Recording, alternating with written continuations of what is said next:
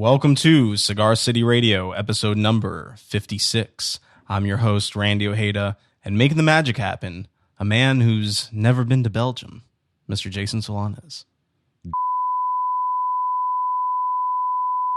It's too early for Christmas music, man. Not too early for that music. Dixmas music. Yes, Mary. Should I even? I'm going to bleep all of it. No, yeah, we're going to have to bleep everything in this intro. This intro is one long bleep. Hey, you, Cigar City Radio listener. If you're listening to this show and you like it, please follow us on Facebook, Twitter, Instagram, at Cigar City Radio. Also, please subscribe to our mailing list to get music, info, and news and everything sent right to your inbox. Algorithms be damned. Just go to cigarcitymanagement.com/subscribe. You'll find the link there where you can put in your email address. We'll send you cool stuff, but we won't blow up your inbox, we promise. It's all very tastefully done. Like our show, right? Our show is very tastefully done. The episode you're about to listen was recorded at the world-famous Blind Tiger Cafe in the heart of Ybor City, Tampa, Florida. The Blind Tiger Cafe is a speakeasy-inspired coffee house. We serve vegan pastries, coffee, tea, beer, kombucha, etc., etc., etc. Our guest on this episode is 24-year-old Florida musician Adam Kielbach, better known by his alter ego, Hotwax. He's an electronic musician known for crafting down-tempo electronic tunes with engaging hooks and atmospheric beats. He's got releases on compilations from Intelligent Sound, now defunct tape label Purr Tapes. Purr Tapes. And he has a new album out now called Communicator, which was released on tape by 2060 Records and released onto Spotify, Apple Music, Beatport, and more by yours truly, Cigar City Management Label Services. What up? The album Communicator features guitar from Nate Wagner and vocals from synthwave artist Navigator, as well as chillwave vocalist and producer Stefalou, who's worked with the likes of Chrome Sparks, Sun Glitters, and more. It's a really awesome, chill, very well-produced record. And you'll hear us talk a lot about it in this interview. But I definitely recommend you go check it out on Spotify or wherever you listen to music. And you'll be able to hear a little bit of it at the end of this episode, because we're going to be fading you out with his track Between the Rivers, which is the third track from Communicator. So here it is, episode number 56.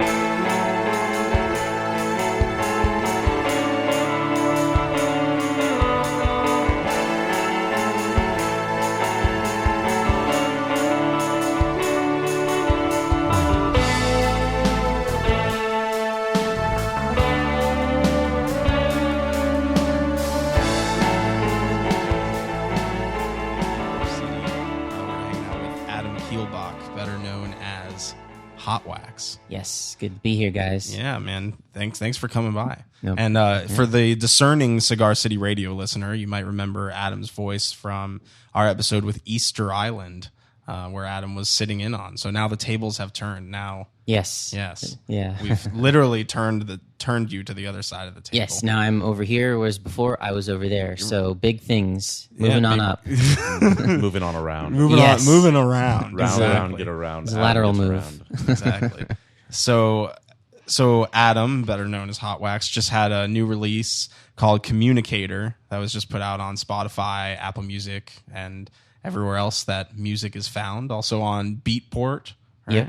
Even title. So if you want to, yeah. If you're just that into Jay-Z, you can add your Jay-Z with your Hotwax. Yeah, you can have it all. Yeah. So tell us a little bit about this album Communicator, because it's kind of a interesting bit of chill wave, like instrumental electronic music. Where did that sound come from?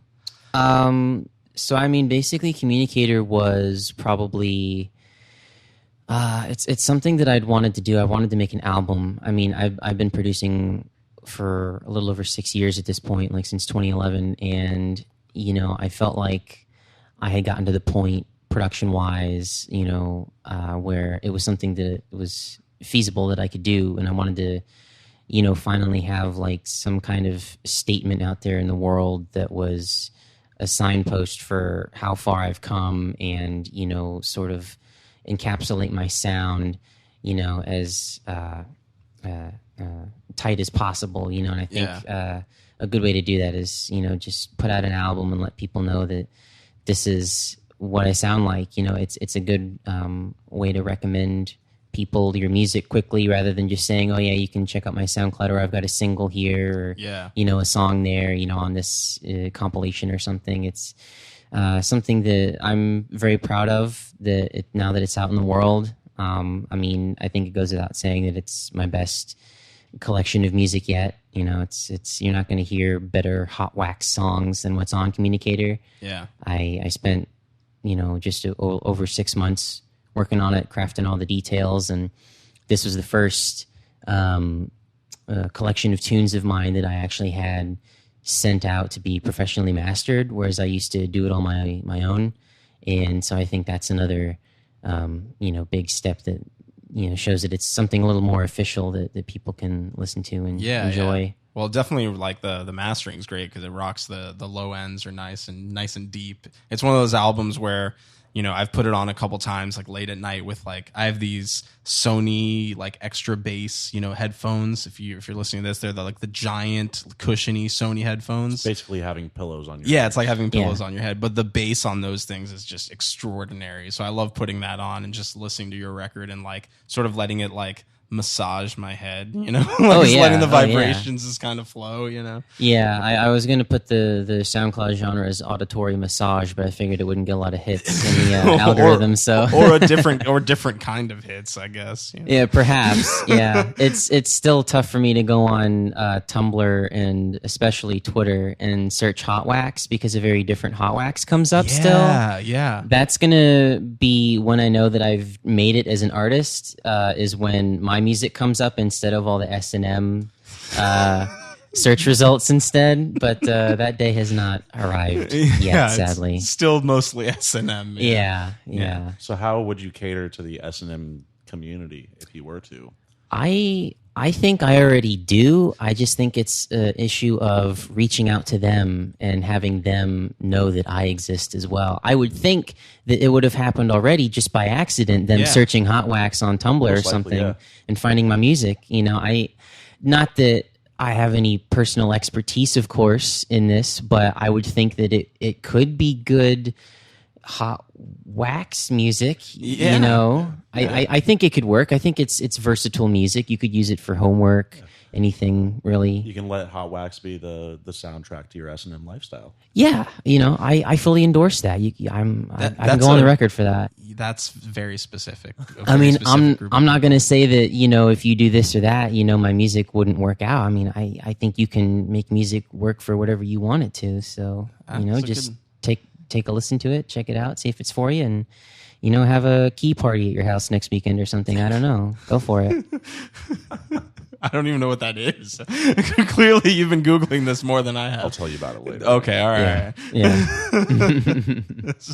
But that is one of the things I do dig about the album, is that it works as an album. A lot of days now you'll get music that's just kind of a random collection of things. But I think for me to really get Communicator, it took listening to it from beginning to end, and then listening to it again from beginning to end, whereas some albums, I think it's a good album where you can kind of pick and choose, the songs that you like too, but for me, it just works together. I don't know did you put a lot of time into kind of the sequencing and the order of the record? Yeah, I kind of mostly wanted it to, track listing wise, I wanted to alternate between maybe a more up-tempo song and a more down-tempo relaxing song. I kind of didn't want a continuous slow moving up to more up-tempo as the album goes on, because I kind of want people to be able to listen from track to track and get something a little different. I didn't want all the slow tracks to kind of blend into one another, where people kind of forget which song is playing or whether one song faded out and the other one began. Yeah. So I think by doing that, it allows people to be a little more focused in the listening, but also it's something that you can still put on in the background and do schoolwork to, or write a paper to, or something like that. So I think it works both passively and actively. Yeah, that definitely makes sense. I feel like I've listened to it in both senses. You know, it is good background music when you're working on something, or you know, but it's also like a really great listen. And I think part of that is due to the fact that, like you said, you spent 6 months working on, you know, details and things. You know, do you find that you like obsess over where sounds go, or is it more of a natural progression? I like to consider myself a perfectionist. I think that if you're a musician, I think that that's something that you just kind of, it's a quality that you just kind of have to have, I think. I mean, I appreciate obviously like the loose kind of jangly or abrasive kind of impromptu, you know, punk music and stuff like that. But in the same sense, I do appreciate the perfect sort of angular, organized, quantized sounds. I think that that's a little bit better for what I'm suited to. I don't really like so much the imperfections and the organic mistakes, if you will, that show up in songs. I think that finding the little details, finding the right, you know, snare timbre, finding the right you know, making sure the bass is like a little bit distorted so it stands out, but like not also too much to where it like kind of takes over the mix. I think those are things that I take pride in finding. And, you know, obviously I wouldn't have released this album if I didn't think it was exactly what I wanted it to be. So yeah, I think it speaks for itself. I think that's an interesting thing about electronic music. Like you said, in a way you kind of mix while you're making it, right? Yeah, that's definitely one of the things that happens. Yeah, because you know, when a band goes in and you record everything, and then you go in and you muddy up the bass, or you do this with the kick or whatever, you don't really do that while tracking or while writing, you know. Whereas with electronic music, yeah, like you said, you can start with a bass sound that is exactly that sound that you want for the mix, you know? Yeah, if you know what you're going for, especially going into a track, you know, it's something that you can figure out on the fly. And, you know, because it's just me, it's not, you know, any other collaborators or anything really. It's, you know, it affords me the environment to fine tune at my own pace and figure things out as I go along, which is a pretty good workflow for me. Yeah. Do you do any collaborations, or? I mean, I was fortunate enough to have 2 vocal collaborators on the album. Right. One in Navigator, who makes dreamy kind of synth pop, new wave music, and also Stephalu, which was a really big grab. I was really excited to have her on the album because she's worked with like chillwave idols pretty much that I used to listen to back in like 2011. You know, XXYYXX, Chrome Sparks, especially Teen Days, Sun Glitters. You know, so that was really awesome that they were both able to lend their voices to my album. And I think that they also offer a good complement, you know, as opposed to just hearing instrumentals for, you know, 13 tracks. I think it's good that they kind of break up the monotony a little bit. Yeah. And they're nice vocals because it doesn't take over what you're doing musically, but it really like adds an extra sort of ethereal layer to the music, especially in Rockaway. I would say that the vocals from Stephalu are very like, just it feels like it's a part of it, like it's an extension of the synths and the sounds, you know. Yeah, I love that. Yeah, so. She was a really big fan of the song when I sent it to her, so that's when I knew I had a good track on my hands there. Yeah. It's not often I get to work with vocals, so when I do, it's, you know, a chance that I don't often pass up. And is that something did you go in thinking this needs a vocal, or did you write it's kind of like how did it come together in that sense? I mean, I approached her after the instrumental was already finished. Okay. I felt it needed vocals. You know, I mean, instrumentally, it's probably the most minimal track on the album besides the interlude. But it was definitely something that I felt needed vocals after I was done and I listened to it. I was like, this is like a good tune, but it could be better. It needs the extra dimension, the extra, you know, attention-grabbing vocal melody. And, you know, for the life of me, I'd never been able to sing. Yeah. And I know that for my debut album, I don't want to put listeners through listening to my own voice. Oh, no. So I reached out, and fortunately, Stephalu, you know, sent an acapella over, and it was exactly what I needed. It was a perfect fit. So that's awesome. That was really awesome. It's amazing that can happen from like different parts, like different places. You know, like you didn't have to be in the same room to create that. It's like, Yeah, that's the beauty of the internet, man. yeah, thank you, internet. Coming at you live from the Shout out interwebs. Google.com. Yeah. So let's talk a little bit about chillwave as a genre too. Sure. Because you know, like meeting you and hearing your music and was kind of my introduction into thinking about chillwave as its own thing. Like I had heard Washed Out, you know, and I had heard a couple of like the godfathers of chillwave or whatever, but I never really had considered it to be its own thing, you know. So what, like, I don't know, who are some of your influences and where does like the genre come from, you know?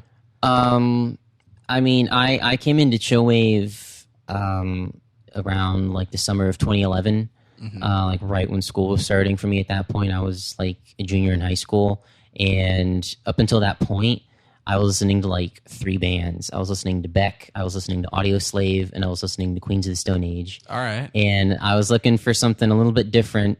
And I had just caught Toro y Moi, his album Underneath the Pine. He was like, you know, touring and doing the singles around that and stuff. And so I heard Still Sound on the radio, and I was like, this is amazing. Like, it was just such an organic funk sound, but it was like rooted in just like really chill vibes and, you know, really relaxing, mellow party music kind of stuff. And I never heard anything like that up to that point. So I just reached out on Facebook, and a friend of mine who I just so happened to have a class with, they recommended me like 8 artists that were like in the chillwave like umbrella at the time. Yeah. And I just took off from there. It was like Christmas, you know. It was like the middle of summer, but it was like I was just been given a gift. You know, my whole brain just like exploded with just, I had no idea that this was out here, that people were making music like this, and it was exactly what I was looking for. I mean, I would say Toro y Moi, Neon Indian, and Washed Out, like those are always the big 3 that get associated with not just the best examples of chillwave, but like you said, the godfathers of chillwave, if you will. Yeah. I mean, I also heard a lot of, you know, smaller artists, but ones that were more perhaps singularly focused around chillwave, you know, Teen Days, Blackbird. There was an artist from Texas. His name was Pandit. He made a lot of like really dreamy chillwave and like guitar pop and dream pop. And, you know, it was not too long after that I found, you know, the Captured Tracks. You know, that was like a good year or two, you know, with Craft Spells and Wild Nothing and Real Estate to some extent. I wasn't as big a fan of them. It kind of took me a while longer to grow into their stuff. But Wild Nothing especially was another artist that I definitely consider to be a chillwave pioneer, even though I'm sure he despises the label as many artists do, sure. especially at this point in our current year, 2017. You know, even in 2011, I'm sure they did not enjoy the label of chillwave because it was kind of dismissive. You know what I mean? Yeah. Like it was its own genre, which was cool, so you could organize and discover music based around that genre. So I'm not really against genres and like names like chillwave and, you know, witch house and, you know, post dubstep or whatever, because it helps people find music that's similar to that, and I don't think there's anything wrong with that. I mean, if you're the artist and you get pegged like, you know, in a certain genre, I think that's something that you just kind of have to take with a grain of salt, you know, but also know that by being, you know, tagged as this or that, it's helping your audience find you a little easier, I think. Yeah, so that makes sense. Yeah, so being tagged as chill wave or, you know, down tempo, chill out, synth wave, whatever you want to tag me as, I'm cool with that. Because, you know, whether I think it sounds like that or not, if that's what you think I sound like, then that's what's important, because the audience is the one that's listening to it. It's not, you know, necessarily up to me. Once it's out in the public, you can make my music whatever you want it to be. So, yeah, you know, go for it. Well, and that's such a interesting way to think about music for me, you know, because in a way, when you're talking about like chill wave or down tempo, you're describing less, because you can take two chill wave songs and they sound completely differently, or you can take two down tempo songs and they sound completely different, but the kind of feeling that you get or the mood might be similar. And I think it's like, I feel like that's like a new age Spotify thing now, where now we're starting to look at music as like moods, you know, because since we have all the music ever at our disposal, we can be like, well, I'm feeling this.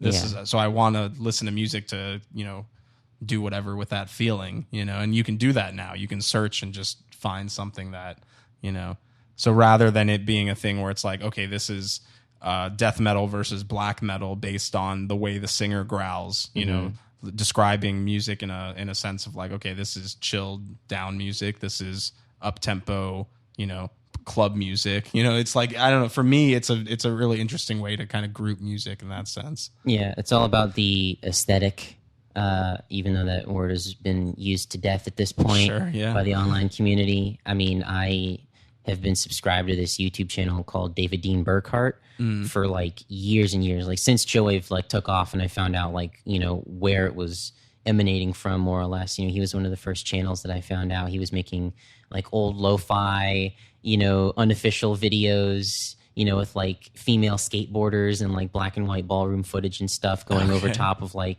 you know, a Toro y Moi song or something. So that was really cool. And he's been like the main channel pretty much that I go to for like the jangly lo-fi washed out, you know, like Hoops and Mac DeMarco. Yeah. You know, a lot of stuff that sounds a lot like that. There's a million other bands that sound like it, but like just different enough to where they're worth listening to as well.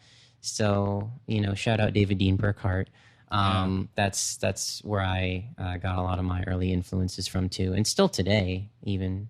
That's awesome. I'm not hip at all. I'm gonna have to check that out. Yeah, it's a very cool channel. He you know, branches out obviously from it. You know, he's done like Andy Stott, like house producers and stuff too, but it's more of a channel that I prefer as opposed to like something like Majestic Casual, where it's like a little bit like EDM light more and more nowadays. Yeah.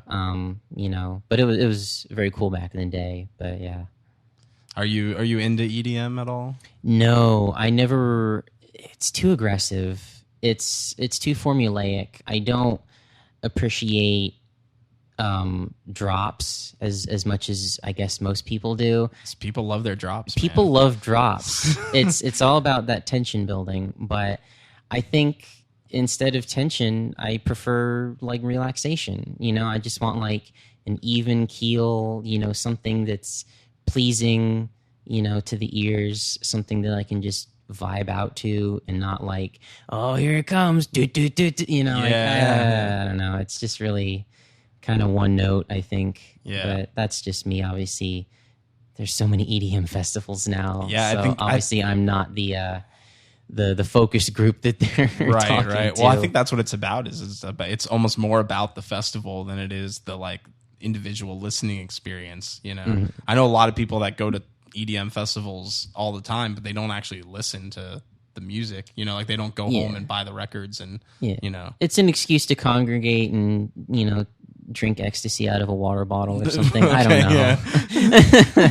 So I'm definitely painting with broad brushstrokes, but right. That's just kind of been my surface level experience just by reading Pitchfork headlines and stuff about, you know, all that stuff. So if they made like a chill wave down tempo festival, you know, what would that be like? I mean, that's part of the reason that I have been going to 3 Points for the past 2 years. You know, I just came back from that this year, and that's like the one festival that I feel takes the idea of electronic music and doesn't immediately equate it to EDM. Yeah. You know, it understands that electronic is such a huge genre that it covers so much music that isn't just, you know, build-ups and drops. And, right. And that's why I enjoy going, because not only is it electronic music that's left field and a little bit more, you know, of the ambient nature. Like this year they had Actress do a live set. Oh, and right he's great. He opened up for Animal Collective at the Ritz last year, which was great.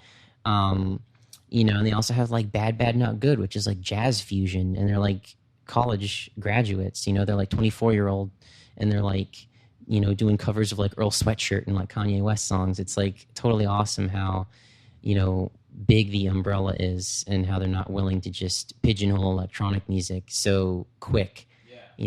So it's a cool thing. Yeah, it needs to be more like that, I guess. Yeah. And I guess some festivals are incorporating that. Even Bonnaroo has like a stage that's sort of dedicated to like electronic music as a whole. Yeah, it's not really EDM necessarily. I just feel like it would be kind of difficult to make a complete, comprehensive like dream pop festival, like chillwave festival.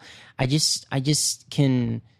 can see now the multitudes of people talking over the music. Yeah, that's just because it's like not engaging enough, even though like they know what the music is that they're getting into. It's not, like when you just like walk in off the street of Ybor and you're like, oh, free show, cool, and then you just like start like talking to your friend that's there or something instead of listening to the music, But I don't know. I mean, there's like an exhaustive list of artists that I would put together if I were to curate my own festival. I think it would probably actually end up leaning a little bit more up-tempo than perhaps you would assume based on my music taste and what I produce. But, I think either way, there's still a place for it, because it's just not there yet, Tampa's tried their hand at music festivals and they've had, middling success with it. And I just think it's because that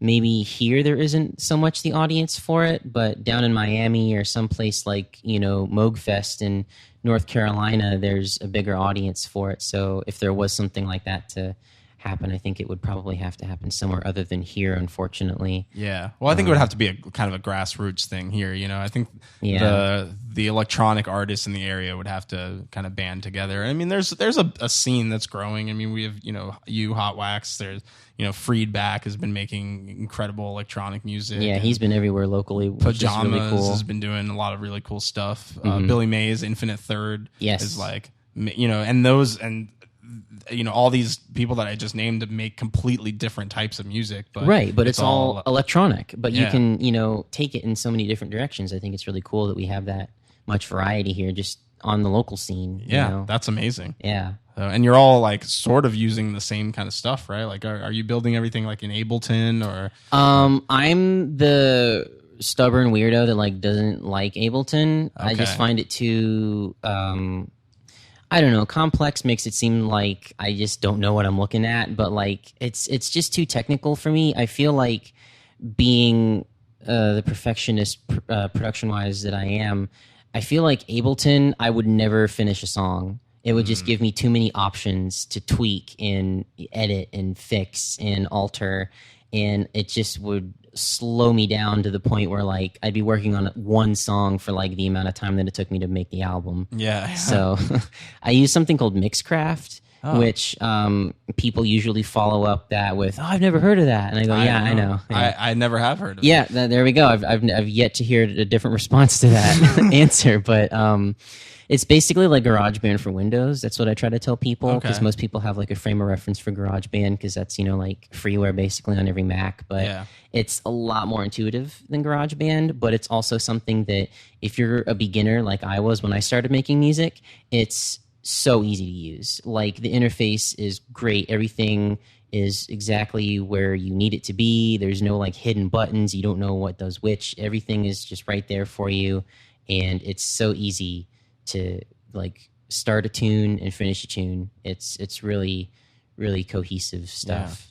That's really interesting that you mentioned the hidden buttons, because that's what frustrates me about GarageBand. It's like everything is hidden behind another thing that you have to like check off to enable. Like, it has all these features, but none of them are available to you. Like you have to secretly unlock them like a video game. So that Mixcraft, I'm gonna have to check that out. Yeah, they've been around for at least like, I would think almost a decade at this point. I haven't like exactly traced, the roots of their company or anything. I came in about halfway through, I was on like Mixcraft like 4, and now they're on like Mixcraft 8. So yeah. Oh, right. they're Are you still moving using up. 4? Are you that No. that kind of guy? I'm still getting used to the controls and improvements on 8, but right now I'm still using 7. But they have like a regular Mixcraft 7, and then like the Pro Studio version, which is Yeah. like the standard version of Ableton versus like the the deluxe or the suite version, whatever the upscale $1,000 version of Ableton is. That's like kind of their version of it. I see. So I use that one at least to give me the most options available to me. So I'm not limiting myself at all. That's really interesting to think about. A byproduct of being an electronic musician is like, when you learn guitar or bass, like you don't have to relearn it every time there's a new version, like you don't have to like learn guitar version 5.0, that's interesting as an electronic artist. Like, yeah, every time they change an interface or something like that, that messes with your workflow in some way, Yeah, definitely. So that's interesting. But I guess once you find one that you like, that's kind of the deal. Yeah, I mean, I've tried free trials of Ableton multiple times, and maybe it's just the trial isn't long enough, but I've just never been able to like wrap my head fully around it. I know it's the producer's DAW, but I don't know. I like Mixcraft. It's what I've always used, and it still works today. So if it ain't broke, don't fix it. Yeah. Well, you should go hang out with Friedback. Go to Matt's house, and I should. Maybe he'll teach you the right way to look at Ableton. He's gonna spell it all out for me. That guy just doesn't struggle. He just figures everything out immediately. And he preaches the gospel of Ableton. He really does. So He loves Ableton. yeah, so he'll it's show his you. child. Yeah. So Communicator's out now. You can listen to it. It's a great record. What is next for Hotwax? What can we expect? So I've been hard at work, obviously, making new songs post Communicator. I would say they're a little bit more beat oriented, maybe a little bit more, something that can be listened to a little more actively. I'm still obviously making the usual lush, dreamy vibes and soundscapes and stuff like that. I would hope that pretty soon in the coming months I'd have another EP out.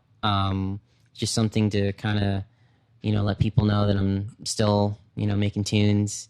So hopefully that'll be out, maybe early into the next year, something like that. Just, keeping my production game sharp. The next step probably outside of music would be to just perform live, still figuring out the kinks in that aspect. Hopefully get some shows going soon. I mean, the goal last year, my New Year's resolution was to play New World Brewery, and that I can't do that anymore. Oh man! Well, maybe you can play the New World Brewery. Yes, when they reopen. yeah, the Newer World Brewery. Yes, the Newer World. Yeah, yeah. So that's still alive in that sense. Yeah, just if anybody wants to buy a tape of Communicator, those are available too. If you like what you hear when you stream it on Spotify. You can get them on Bandcamp, right? Yeah, I put Communicator originally out through the Olympia label 2060. They do a lot of similarly down-tempo, Boards of Canada kind of, ambient electronic stuff. So there's tapes available on there through their Bandcamp, 2060.bandcamp.com. Or you can just download it there, stream it, buy it, if you want it in like 48-bit FLAC or whatever, if you're an audiophile. It's there. Yeah, it's there if you want it. Or you can just check it out on Spotify, iTunes. It's, if you want to listen to the music, it's out there, man. You just got to find it. Yeah, so. it's very easy to get. You just gotta decide. Yep. So we're gonna end the show with one of your tunes. Sure. So what song do you want the world to hear right now? Oh man. Let's see. That is a good question. I conveniently have my track list up. I would say let's go with Between the Rivers. Between the Rivers, that's a good one. All right, you want to set that one up for us? You want to give a little context? Sure. Let's see. This track is basically the culmination of the relationship that I've been in the past 2+ years with a wonderful girl named Kelsey. She said, "You know what? No one has ever done for me before." And I was like, "What is that?" And she was like, "No one's ever made a song about me before." And I was like, "Bet." So I just sat down, got to work, cracked my knuckles, and a couple, a week or so later, Between the Rivers came out, and so it's kind of a little more of a romantic vibe, I would say, influenced by that, of course. It's probably the more dreamy track on the album. Between the Rivers. This is definitely the one for the S&M parties then. Yes. Yeah, for sure. All right. So, as promised, here's your fade out, Between the Rivers, from the album Communicator by Hotwax.